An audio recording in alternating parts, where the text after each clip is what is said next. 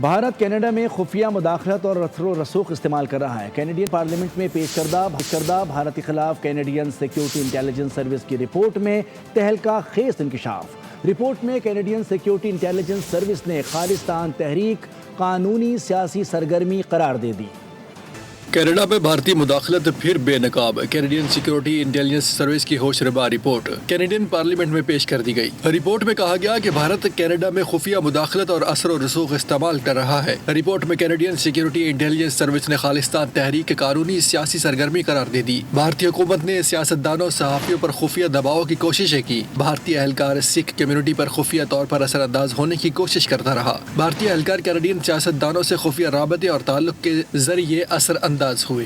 بھارت نے تنقید دبانے اور خوف پھیلانے کے لیے نگرانی جبر کے حربے استعمال کیے۔ کینیڈین شہریوں کی جانب سے خالصتان علیحدگی تحریک کی حمایت جائز ہے۔ غیر پرتشدد خالصتان حمایت کو کینیڈین قانون کے تحت دہشت گردی نہیں سمجھا جاتا۔ سبسکرائب کریں اور بیل دبائیں تاکہ کوئی خبر رہ نہ جائے۔